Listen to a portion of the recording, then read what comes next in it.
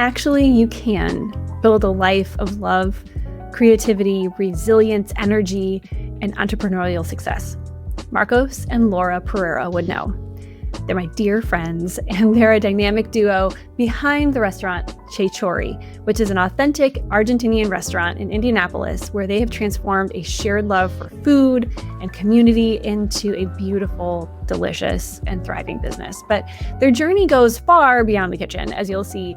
From Marcos's small town upbringing in rural Argentina to Laura's career evolution from corporate to entrepreneurship, their story is one of grit, adaptation, and a relentless belief both in each other and in the power of taking chances.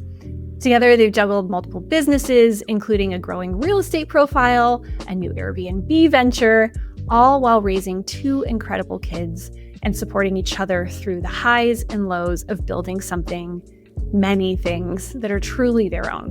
I think that you'll see that their story is living proof that success comes not just from hard work, but from a deep, deep commitment to those you're working with and those that you love and the communities that you serve.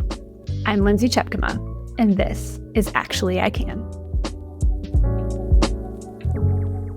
Hi, Marcos and Laura. Hi, Lindsay. Hello, Lindsay. Hi.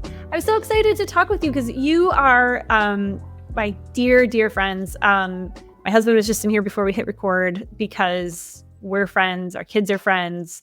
And I miss you so much because we were there in Indiana with you until we moved away. Yes. But I'm so excited I've heard bits and pieces of your stories. And I feel like every time we get together, I'm like, wait, excuse me? What? Because there's more. There's always more. Like, you're like some of the most interesting people I think I've ever met. And so if nothing else, we're going to get it on record and share it with everybody else. So welcome. Thank you, Lindsay. Thank you. Yeah. So jumping into things, Laura, you are born and raised Indiana. Marcos, also born and raised in Indiana. Clearly. Just kidding. Argentina. South part of India. Just south of Indiana, right? Argentina. The name of my town is Pasteur. It's only 2,000 people live there. Dirt roads. Everybody knows each other. No stoplights. Just rural community, far from Buenos Aires, 500 kilometers from Buenos Aires.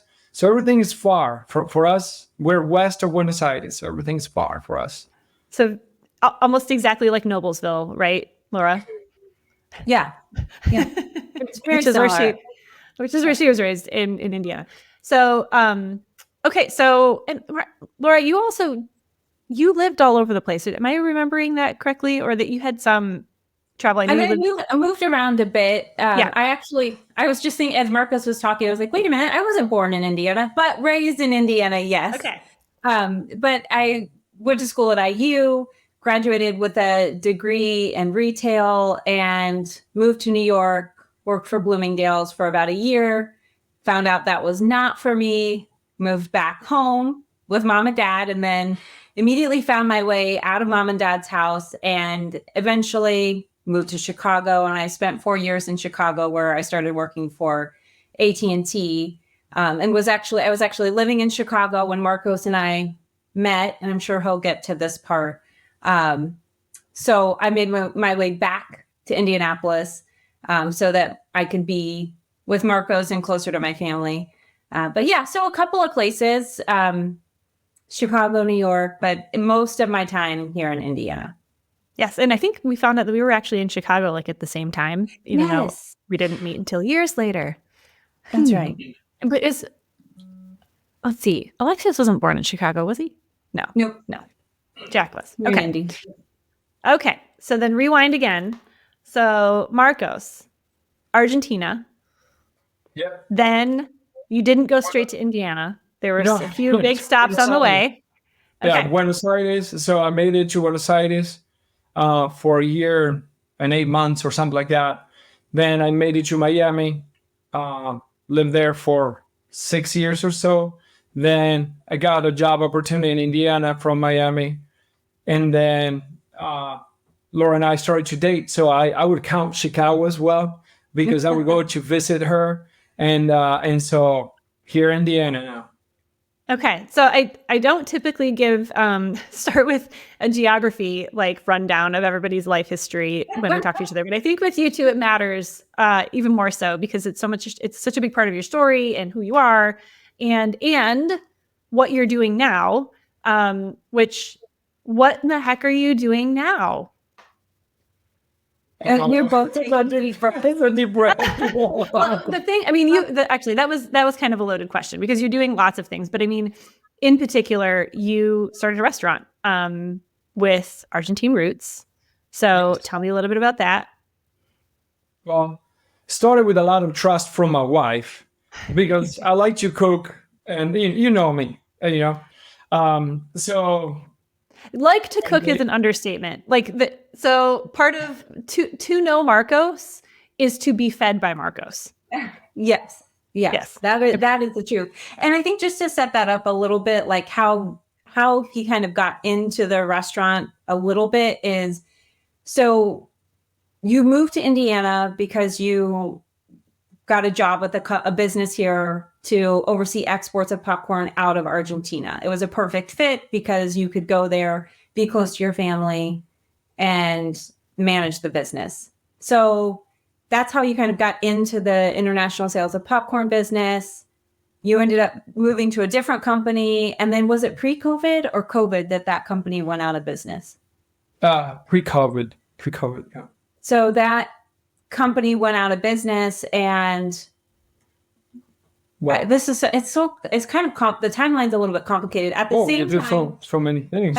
At the same time that Marcos had been in international sales for popcorn, we were building our rental portfolio. So buying properties, fixing them up, renting them out. Some we would flip, but mostly we would buy them, fix them up, and hold on to them as rentals. And we still have that portfolio now. And meanwhile, while we're doing this, he's working full-time in international popcorn sales. I'm working full-time for AT&T. And then when his company went out of business, we had also slowed down on, well, we were like just fixing up one of the last rentals that we had bought. And we'd always talked about opening a restaurant because Marcos is such an amazing, this is a whole nother topic about, hey, you should open a restaurant. That's like a whole nother podcast series, Lindsay. And it's like, if you knew then what you know now, would you do it? But yeah, I think that's your show. I think you need to do that. Yeah. But, so anyway, at the time that company went out of business and our real estate portfolio was kind of like, we were at a point where we were like, what do we want to do now? Do we want to keep investing in real estate? Do we want to try something different? And Marcos's bandwidth was freed up a bit since he wasn't doing international sales. Meanwhile, he is an exceptional cook. And also he had been making chorizos from home, and those were growing in popularity. And I lovingly encouraged him that maybe he should just take his chorizo making outside of the home. Like maybe we could just find a place where he could do this, not in our kitchen. It's not like he was making any other food, like making chorizos in your kitchen on the regular. That's not. It's a lot. And he was always very clean. He always picked up, but like our bedroom is right above the kitchen, and like smells of like wine and garlic and spices, just like our house. Not that it's awful, but it's like, you don't always want to smell like that. So anyway, I really was like, my brother's a realtor and I have him looking for locations. I'm like, let's just set up a search. Let's just see if we find something. And we came across a property on the west side of Indy. It's a mile from the Indianapolis Motor Speedway. And initially Marcos was like, no, it's too far. No. But then you went and saw it. Yeah, one day I was driving around town and I saw it. And when I got to the corner of that location, I saw it. And it was like a movie, like, like... the clouds opened and the sun shines out. I saw it. So I was like, I immediately called Laura and I said, Laura, this is the place that we have to be. Because also the Indy 500 is internationally recognized. In Argentina, I remember growing up and hearing about it. And I'm like, we're going to be just one mile away from this. Yes, this is a perfect place. So, And that's when the fear started to kick in. Are we going So to it be able became to real. make it? And I was, oh, Marcos, I have faith in you. You can do it. You always cook. Yeah, but Laura, from owning a restaurant, I'm like, it's fine. You're going to be. you're going to be fine. Oh, well, that's when I had to start talking to myself and taking myself back to moments like that of uncertainty when I didn't believe in myself that I could make it. But so then I started to have conversations with my fear in front of the mirror. You're gonna laugh, but I would talk I to love this. my fear in the mirror and be like, "Look, Marcos, you made it before. You made it through toughest time. You can make it this time." And so I kept convincing myself. I doubted myself, and but well, here we are. 4 years in, we have been recognized throughout by the local media over and Yeah. over until August this year that we were On Diners Drive. we were on Diners, Drive-ins and Dives. That was the peak, it's just very rewarding, and I forgot the word. Yeah. It's amazing. I mean, it's incredible. Yeah, and Lindsay, to your point, I think there were so many moments from Marcos and from me. We would sort of switch like cheerleader or like you can do it, and then the other one would be like, "What the heck are we doing? What did we get ourselves into?" Yeah, it's like, and then it's like, okay, now I have to put on the cheerleader hat. Like you can do it, but it was like, so we bought it in 2019, and it was probably a year and a half before we actually opened the restaurant. Initially, he wanted to just make chorizos and kind of like a butcher shop, but it wasn't zoned for that. And so it was zoned for a restaurant. So it's like, okay, well, let's just go all in. But it was a year and a half of renovating, repairing, doing. Marcus did a lot of the work himself. Scavenging a lot of equipment because we had a very limited budget. And every time we talk about commercial equipment for restaurants, it's too much money. It's in the thousands and thousands. Oh, yeah. And so we got lucky when scavenging from here and there, but we got it. Yeah. And so it's like at every milestone that we've reached in building the restaurant, like there's definitely a moment of celebration, but like on the path to each milestone, like there's really hard moments, like from, social media and all the things maybe make it look like, we're thriving, we're doing amazing. And we are. And at the same time, like there's really hard work going on behind the scenes. And it's like not only like kind of like mentally and physically draining sometimes, but emotionally draining. So it's kind of like I don't know. It's sometimes it's a cycle and there's just always, I mean, I think doubt is always there. But I feel like Marcos said, I think you learn from past experiences of when things were hard, and it's like, okay, well, we made it this far. Let's keep going. The other day I was talking to my aunt about this moments of celebration, right? I always call this the Veni Vidi Vici, that term from Julius Caesar. I came and saw and conquer. I conquer my own fears. So that's the biggest challenge, right? And but I was telling my aunt, like, the level of euphoria that you feel, like you feel high once you make it, when you get to some point that I made it. Yeah. But like Laura was saying, but the downs, oh Lord, the downs are so hard, and you need to have a partner that supports you. Mm-hmm. Otherwise, it's near impossible sometimes. But like she was saying, we're switching hats, and we make it. Yeah. Oh my gosh. Okay. There's so many things I want to say. So 100% agree with all of that the highs are amazing and the lows are terrible. I mean, you and I started businesses around the same time, but could not be much more different businesses. But like I started Casted and you started Che Chori. I don't even think we actually said the name of the restaurant yet. It's called Che Chori. It's amazing. And the constant, like you and I would kind of check in with each other and be like, how's it going for you? And be like, awful. How about you? Terrible, but also great and amazing. And I can't believe I get to do this. And I can't believe I decided to do this. It's awful and great. And I would like it to be over. And I also never want to stop. And so, and I think something that you said, Laura, about the social media, like Instagram reel versus life, like real life, is so important, because it's what I've noticed, especially about like knowing you two so well and seeing, I mean, Che Chori, the accolades that you got, well deserved, by the way, like were from the outside, like immediate. And I mean, you're at the local media and like you're on the local news doing things all the time, like the spots and like how to make this and preparing for this party and catering this. And like that was seemingly from the outside immediate. And then you got deals with local restaurants that wanted to feature your products. Again, seemingly from the outside, immediate. And then here comes Guy Fieri rolling up in his convertible in front of Che Chori, featuring you on diners, drive-ins, and dives. That's amazing. But then I also see from knowing you both, like how hard it's been, and how even when things take off, and you get the accolades and you get the awards and you get the recognition and you get the customers and you get the raving fans, like even when like on the backside, it's so hard. So how has that been for you to, like the juxtaposition of like, this is how it feels when things are going really well? Like, how do you grapple with that? I mean, there's so many things. Like I initially, I think sometimes we have to remind ourselves why not sometimes, literally daily, for why are we doing this? Why?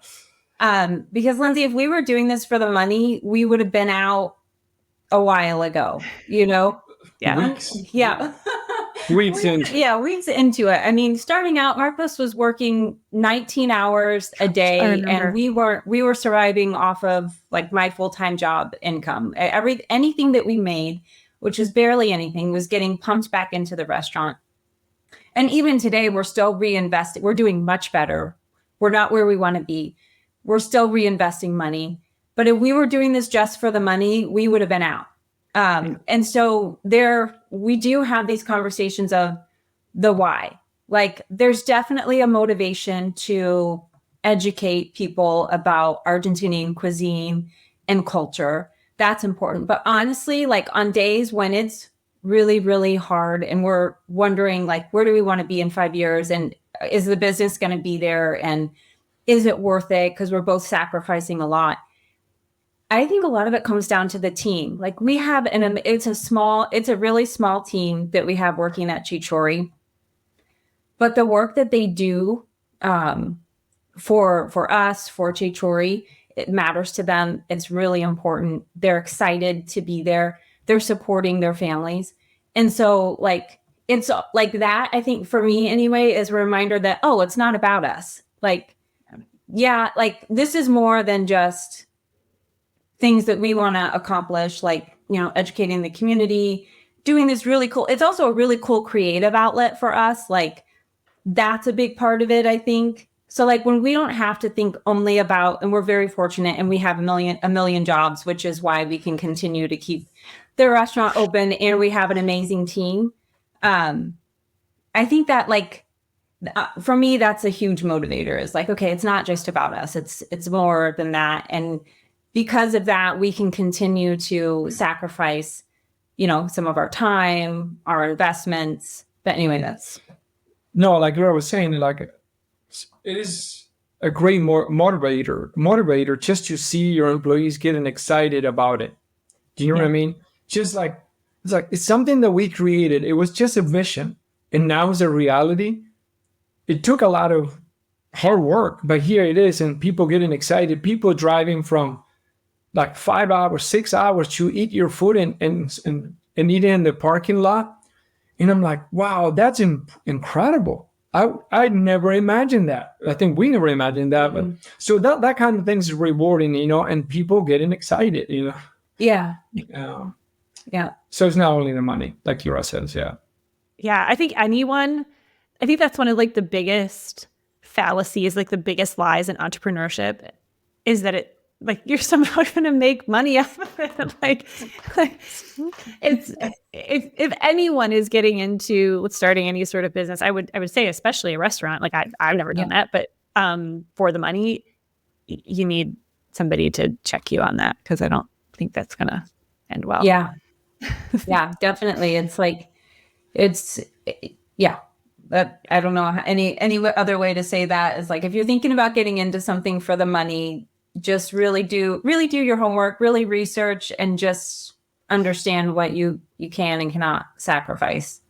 Yeah, maybe do something else. Yeah, that too. So you also have two super, super, super cool kids. I'm biased because I like them very much, but one thing that I think is really special about your family is that self-confidence and entrepreneurship and service and hard work is just so obvious in all four of you and in your whole family. And you're so cultured. And I mean, you've done so much travel with your kids, and you just have two really, really cool kids. And I know they're there working with you too. And we keep saying the business and the restaurant. You're right. You have multiple businesses. Like you were like renting and rehabbing like rental properties before it was cool. So that's something too. But like your kids are part of it. And obviously like you two are part of this. And you're one of my favorite couples on the whole world because you love each other so much and you like support each other so much. And I just love being in your presence because you're so great. And like how does family come in? Like, I can imagine just observing, but like for you too, how does family come into all this entrepreneurship that you've chosen for yourselves? Well, thank you for all of that. I mean, I'm super biased, but I love you guys a lot. Well, we love you too. And honestly, we don't take we have our moments, trust me, where we don't agree on things. We like Marcos and I, because the thing is we agree on the goal. We agree on where we're going. We have sometimes different ideas about the best way to get there or priorities of things. But like, definitely we have learned how to work together over the years. After the first one was the most difficult one. The first rental we did, I'm like, that bathtub needs this. And Marcos is like, why? It was really, but anyway, we're here. There's not a day that goes by that we take each other for granted. And like, we are constantly telling the other, like, thank you for all that you do. I see what you're doing. Cause I think just being seen and recognized and appreciated goes a long way. Family is the most important thing to us. Our kids are everything to us. And that it is really tough to balance family with business. Our kids our conversations daily. Last night when we are trick-or-treating and we're walking, we're talking business. At family dinners, we're talking business, and our kids are a part of the conversation, and they listen to the conversation and they participate. They will make recommendations. And it's really neat to see how far they've come. And the recommendations that they make and how insightful they are, to the point where it's like, oh, yeah. that's actually a really good idea. Alexios, our son, works in the restaurant. So on the weekend when he doesn't have a soccer game, he works the register. He loves it. He's 13. He's 13. He's 13 and Ellie's 11. She's going to be 11 in just a week. So yeah. Oh my gosh. Yeah. Yeah. So these aren't like teenagers. These are like adolescent, involved in things. Yep. Yeah. So Alexios works at the restaurant. He takes orders and he loves it. And is also a very good cook, BT Dubs. Yeah. Yes. Yes. He cooks. It's amazing how he cooks. Sometimes he prepares dinners for us. Yeah. And spot on. Yeah. He does a great job. Yes.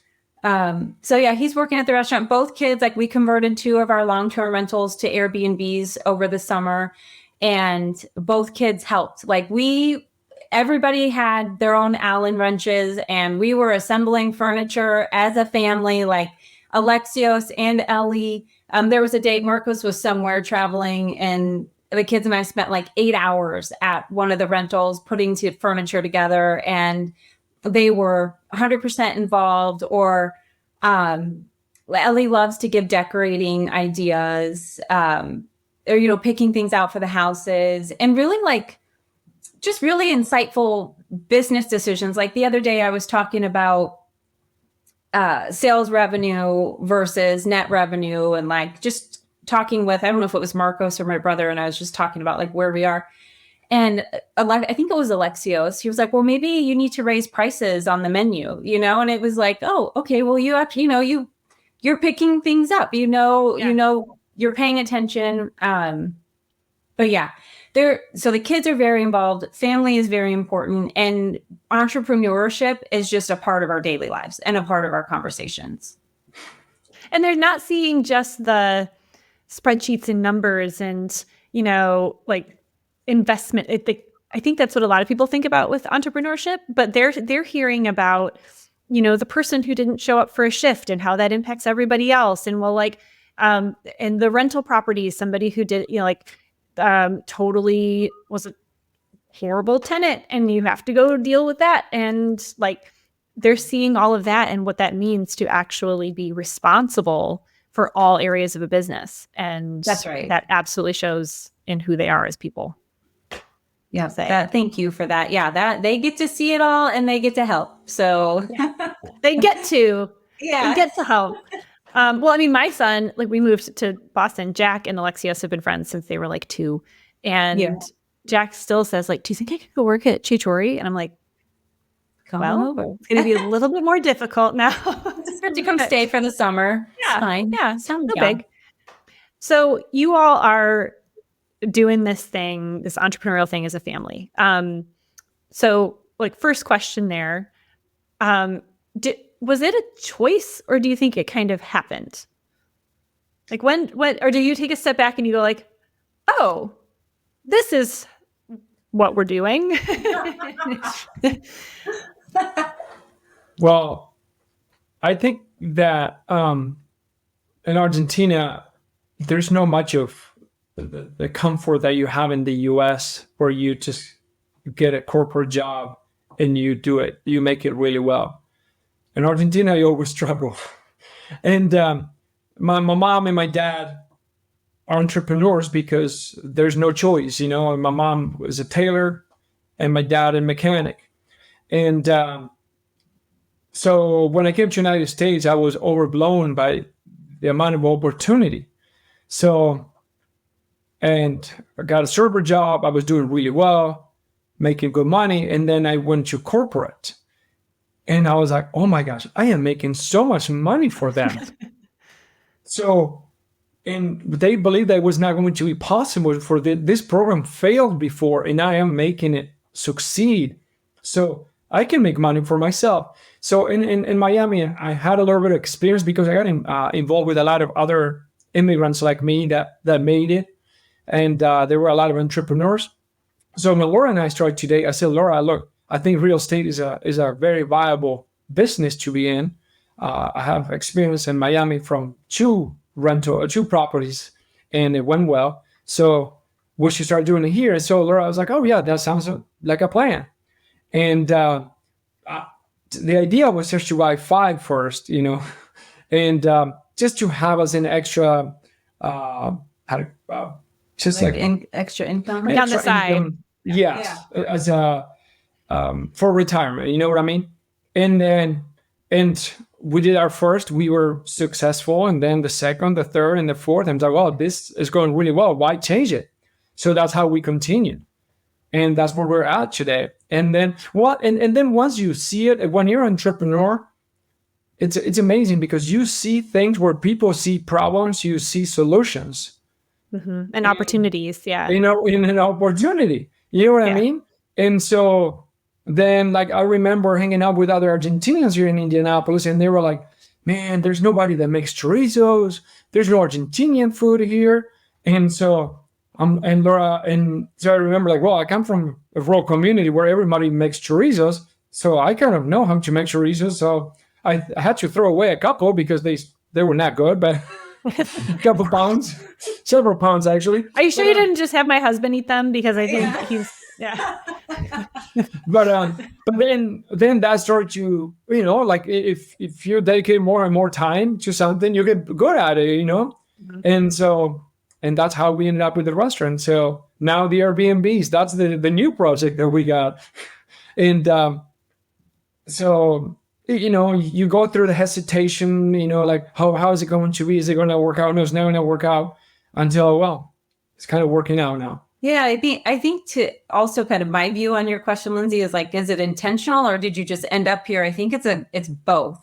Like, I think some of it was a choice. Like, yes, we wanted to get into rentals, and yes, we wanted to get into the restaurant, and then you get into it, and then you're just grinding, you're working daily with this goal and this vision, and then sometimes it feels like you look up and you're like, okay, this is where we are, and I'm not sure how we, it's like in some moments it's like, is this what we really wanted? And okay, but we're happy with this, and like, what do we need to do next? So I think like some of it is definitely choice, and some of it is just sort of like reacting and adjusting and evolving just based on life, because things happen, and to me it's an evolution.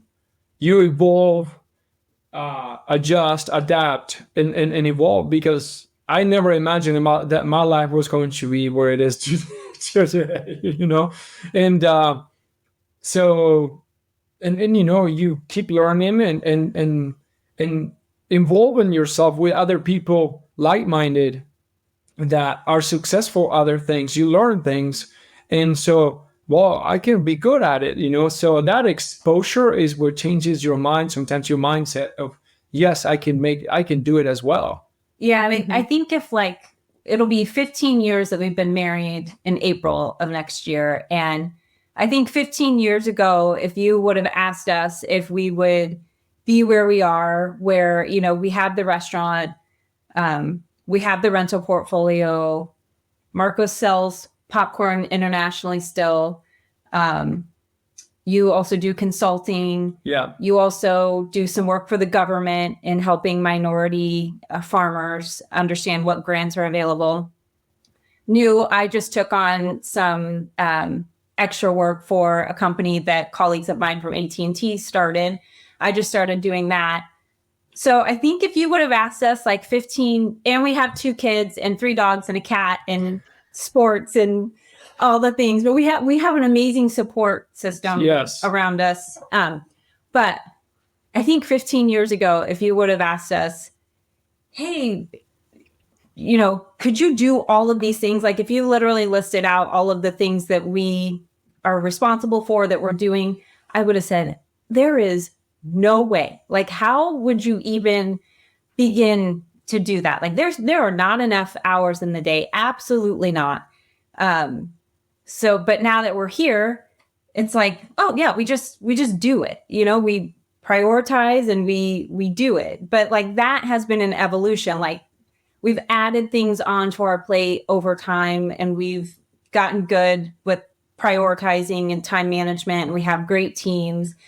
But it's been an evolution, because there was a time when we started each business that we were doing everything ourselves, and then the business grows and you can bring on teams and support to do things. But like, if you were to look back 15 years ago to now, I think I would have been like, there is absolutely no way. I think that that's it, Ram. Yeah. I think that directly we employ about 10 people, and indirectly other 10. So more or less we are just 20 people. It's pretty amazing to think that you're able to do that. Do you know what I mean? It's yeah. Sometimes I think this is so great, Lindsay, to get to talk with you, because like we rarely pause and like step back and take like a bird's eye view of everything, because we're just in it. Like we wake up and we've got our task list, and I'm like, okay, Marcos, this is what you have to do today. This is what I have to do. And don't forget, Ellie has a dentist appointment, and Alexios has this. And, so we're just in it like every day. And so to have opportunities like this to like really step back and think about all that we do, how we got there, and like definitely all the moments of like, I don't know if we can do this, but we did it. It's like, it's really, it's a great opportunity to reflect. Yay. Okay, so thinking about, I mean, the show is Actually I Can. So I can only imagine that there must be hundreds of times that either you told yourself, I mean, you kind of alluded to some of it. Like if anybody had told you that you were going to do all these things, you've done like, nope, that's not possible. But what were some of those moments along the way that people said, well, you can't do that, or you shouldn't do that, or whether it's, going into business together, or starting a restaurant, especially during COVID times, or what were some of the biggest ones that come to mind that you're like, no, actually I can, and we did? Being from a small rural community, everybody knows each other, right? And everybody has an opinion on everything. We're very close.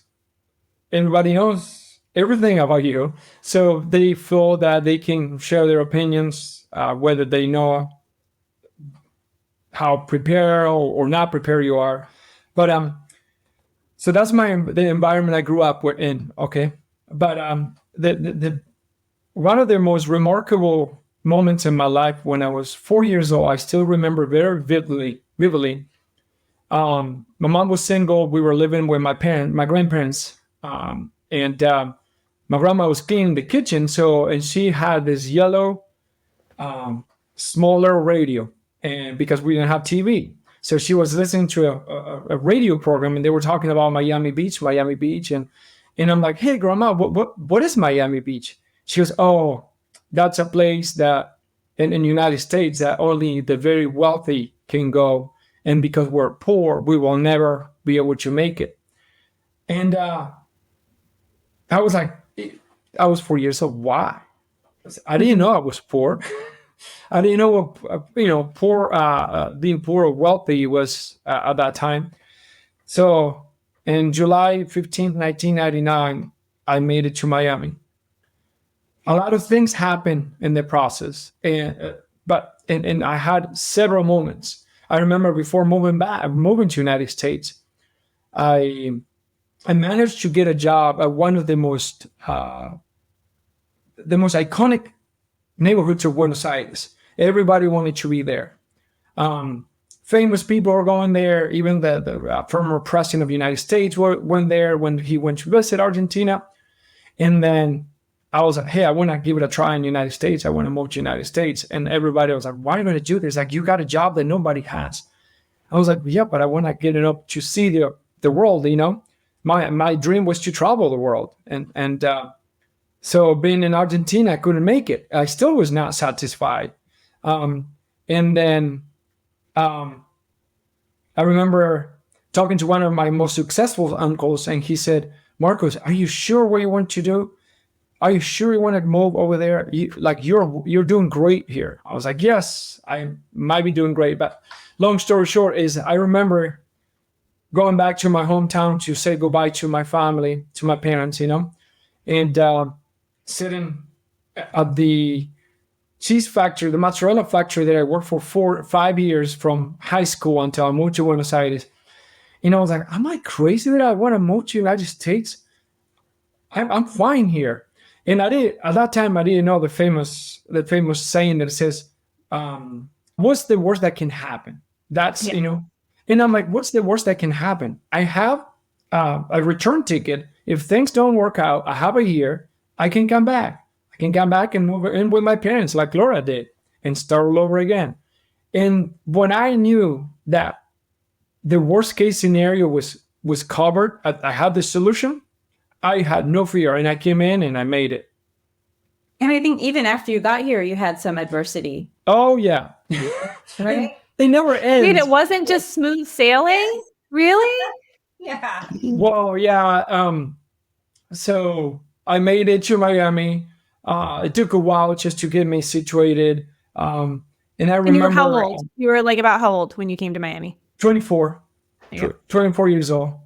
And I was like, through the vine, I got a job at a restaurant. And I was like, I was a busboy. I was like, I'm not making any money at all. I need to do something better. And I remember like my partner at the time was like, oh no, your English is rough. You will never be able to get a better job. But I was like, I'm a server. I was working in fine dining in Argentina. I know that I can make it here. And was like, no, forget about it. You're going to need a lot more time to get better at it. So every time I said I needed to do something better, that I could do better, I was shut down and said, no, you can't do it. So one day I didn't even say anything. I went and walked Ocean Drive up and down, and I went and applied for a job at every single one of the restaurants. I landed in a place. The guy goes, so he gave me a job, and it was the most expensive restaurant in the strip on Ocean Drive. And I was like, I made it. I was so proud of myself. Oh, like 5 days later, I was fired because my English was not good enough. Well, I didn't give up. Like 2 days later, the same manager calls me back and he goes, hey, Marcos, look, we like you. You're a good guy. We're going to give you an opportunity at another restaurant, another location that we have. And Lindsay, I couldn't believe it. In a month, I went from barely speaking English to being fluent and like being the same server that I was in Buenos Aires in fine dining. And I was in the tips. I was blown away by the tips. And so, yeah, that was one of the hardest times. But I made it. Well, I think one of those, you pointed to something that I actually haven't talked about on the show yet, which is there's actually, I can do the thing that I'm being told I can't do. And then the other person was right. And then that's like, you told you like, oh, you're going to have a hard time because your English isn't good enough. No, it's fine. And then they were right. And then you're like, nope. And you pressed on anyway, obviously. And ironically, well, or not so much, like now you own a restaurant. You don't work. No, that's and funny. It's yours. So that's funny. Yeah. So yeah, I think that's huge. And that's, I mean, again, to know both of you, that's who you are, is you just going. And just adding into that, every time that when I'm thinking about like, when I'm like, oh, should I do that? I don't know if I'm going to be able to do it. I'm not. I don't know if I'm capable. I always go back. Once you have seen and overcome your fear, your worst fears, the worst case scenario, you start to trust yourself. Fear never goes away, but it's great to be like, you know what, I made it before. And that's one of the things I like to do when I'm trying to motivate myself. Hey, Marcos, you did it before. You can make it. You can make it again now. So you believe in yourself, trust your own guts, and one of the things I always believe, the beginnings are always difficult because you don't know what you're doing. You're trying to figure things out, and I am very stubborn until I get it done. But like anyways, just yeah. How about you, Laura? What are some of your? I was Marcos and I thinking about meeting with you. I was like, you know what, Marcos? Like, I am very lucky and privileged that I grew up in a household and an environment where like my parents and my friends or anyone close to me whose opinions I cared about, nobody ever was like, oh no, you can't do that. They were always like, yeah, go for it. You can do it. So I think for me in my life, my biggest like moment where actually I can like literally just happened last year. Like I had a 16 year, 16 years with AT&T. Yeah. And I am grateful for the relationships and that it afforded our family the opportunity to do all of the things that we've been doing that we've now built. So I'm grateful for the experience, but I really didn't like it. Like I liked the people for the most part that I worked with. But it wasn't fulfilling for me as a career. It's not what like, oh, I want to, this is what I want to do when I grow up. So it wasn't really fulfilling for me. I didn't love it. But I stayed there for 16 years because I told myself, this is safe. This is paying the bills. This is, we have healthcare coverage, all of that. So I need to do this. Like I need to stay here. And I think growing up, I saw that that's how my parents had success. Is my dad, he moved companies, but his success financially was through corporate careers. And so that to me was my picture of success and security and how you provide for your family. And so fast forward to October of last year when the company went through some restructuring, as they did, numerous times throughout my career with them. But this time my job was impacted, and I left the company, and we're, a year later, and we're thriving, and I'm still contributing to our businesses, doing more than I was when I was with AT&T just for bandwidth purposes. But like, I'm doing great. And we're doing great. And so I think for me, the actually I can was kind of like, I don't know if it was forced on me or if it, divine intervention. I do believe God's timing is perfect.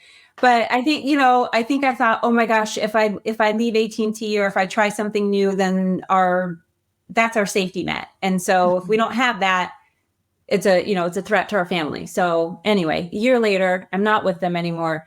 And we're doing great, and other opportunities are coming up as well. And so I think that would be my actually I can moment, is like, success doesn't always have to look like a safe corporate position. So Yeah. Preach. I like it. Okay. So I feel like you've probably been asked before, but like what advice would you give to specifically another couple, right? Because I feel like that's like couple goals. Let's go start a business. It'll be so great. We'll be on HGTV. It'll be so fun and so perfect. And I got to say, you two, and even someone who has seen behind the scenes how hard it is, you two make it look easy, because you are such a good team, and you're such a great couple, and you're such great parents. But I know it's not easy. So, like, what advice would you give to another couple that's thinking about going into business together? Gosh, well, I think what I would say is grace. No, just try. You didn't say don't. So Yeah, I wouldn't say don't, because I think that going into business together has actually been so good for us, for our relationship. Like we are, yes, we're building a family together, but also we're building these businesses together. And it's just so cool that we get to do it together. And Marcos has strengths that I don't. I have strengths that Marcos doesn't. But I would say, like, just always remember that, like, if you choose to, like, I guess, let me say, here's what works for us. And I think if you can glean anything from that, great. Because what works for us may not work for everybody, right? But I would say, like, because maybe I appreciate that we make it look easy. But I mean, we butt heads sometimes. And I think the important thing to remember is, like, we have a common goal. Like, we both want the best for our businesses, and we want the best for each other, and we want the best for our family. So, like, big picture, that's what we want. And we just have your expectations set appropriately. Know going in that you are going to have disagreements on the best way to achieve those goals. And you just have to figure out, like, your work style, like how best to work together. And Marcos is really good. Like, I will get stuck on things, like little things, like at a house, if like something just like isn't lined up, and like to me it's a big deal, and Marcos is like, it's not a big deal, but he knows it's a big deal to me, and so he'll kind of like go along with it, and he'll be like, yes, I know, I will fix it, But I mean, I think common goal, give each other grace, and just expectations that it's not going to be perfect. There will be disagreement. It's never perfect. Yeah. There's always problems, but it's how you manage through the problems and always leave your ego aside. Yeah. Like Laura says, it's the common goal of, this is the house, we need to do the best we can, and we might have different opinions. And one of the things we do is just research if it makes sense or if it doesn't make sense. Yeah. For instance, like Airbnb. That's a clear example. Laura wanted to do a long time ago, and I was like, no, no, and I was like, kept dragging my feet because I didn't think it was a good idea. Well, now we finally we made it, and it works. But we never got personal. We never argued. It's just a different opinion about the business. It's not that you're a terrible partner. Do you know what I mean? It's just always leave your ego aside. Just it's about the business. Do the right thing. It's not about being right. Yeah, I love that you brought up research, because now I know how Marcos works. Because I'm a lot of like, oh, we should just do that because I think we should do that. And Marcos is like, me too. let's like bring me the facts. He's like, bring me the facts. And so, what was it the other day? I forget what it was, but I'm learning still 15 years later. And I was like, before I present this to Marcos, I'm going to go and do my research. So I got online and I like put together like an outline and bullet points supporting why we should do this thing. And it was so easy. He was like, oh, okay, yeah, I see that. And I'm like, wow, I really thought that was going to be more of a discussion than that was. So I think that's Dear true. past Laura, here are some tips. Yeah. Yeah, exactly. Well, if you have an informed decision, so you know where you're getting into it. Do you know what I mean? Yeah. So, I don't like also the paralysis by analysis, but and so I like her energy. Let's do it. You know, well, okay. So it gives me kind of a timeline, but we're gonna do it. You know, and it's great. So because otherwise I can spend years researching stuff. Yeah, sometimes people are surprised, like, because I'm the one that's like, yeah, let's gonna say it. We can do it. Yeah, and It he's like, well, let's know you too. Well, it's funny. The restaurant, like, she saw it and she was like, "Marcos, look at that." And I was like, "Oh, Laura, it's 45." I looked immediately at the numbers. It's 45 minutes away from our house. And then, but then when I saw it, I was like, you know, but then you figure things out around. You know, you have a team that makes it work. And so there is always a solution to every problem. So it's how you find out, like how you make it work. I like too what you said, like from a couple perspective, it's not about being right. It's about doing the right thing, you know, for the business. And I think you're right too. At the end of the day, like if you bring in facts, then it's not just because Laura thinks we should do something. Like there's actual supporting, you know, information and facts as to why or why not. And it does take the emotion out of it. Like sometimes that's really hard, especially when you're working with your spouse, that like to take emotion out of it. But when you can, and just remember that like this is a business decision. Yeah. That helps. Yeah. There's also one word that you didn't say, but I see a lot with you two is respect. You just have so much respect. I mean, it's a given. Like you respect each other. And I think that's easy to overlook, is that when that's not there, that's when the like, I don't respect their decision. I think I'm right. And I think that I know better. And it's like, you just have a lot of respect for each other. That's right. Yeah. And I think too, it's like, it's definitely respect and knowing each other's strengths. Like and this is just things I think you learn working with each other. Like there are things that I don't even want to know about. Like the other day we got an email from a tenant about something. And I was like, and he already knows, because I like certain things stress me out. And I was like, Marcos, I'm not even opening that email because, you know, I will like, you know, it's going to stress me out. He's like, don't read it. I will handle it. And so it's like, I just trust that he has got that. And then there are other things. Usually it's like financials or accounting or something. He's like, that's all you. Like, I don't even want to get in there. So yeah. You guys are so great. We could do like an entire series of your stories. Seriously, like I've known you guys for a lot. It's weird. I don't feel like I've known you as long. Like on one hand, I feel like I've known you my whole life, and on the other hand, I feel like we just met. But it's been like over a decade, and I'm still every time we hang out, there's new stories, and I'm like, huh? Like I found out that Marcos Flies like was a pilot. That's a whole other episode. It's crazy. It's amazing. You two are so in like fashion merchandising, Laura. It's just you two are the most interesting couple in the world. Well, okay. So tell everybody where they can find you and where they can stay in your properties and where they can eat your food. We have 5 different websites. No, I'm just kidding. Honestly, I think the best place to connect and see all that we're doing is probably LinkedIn. Obviously, Che Chori, if you want to check out the food, has a website, chechori.com. And other than that, our LinkedIn profiles are going to be the best place for now. I love it. Well, thank you both. I miss you so much. And we miss you too. Thank you, Lindsay. Thanks for talking with me here and sharing little bits and pieces of your story. It's pretty incredible. Thank you so much. Thanks for joining me for another episode of Actually, I Can. And did you know that actually you can subscribe so that you never miss an episode? Yeah, do it now. And you can also go to actuallyican.show and watch any episode anytime. Thanks for joining.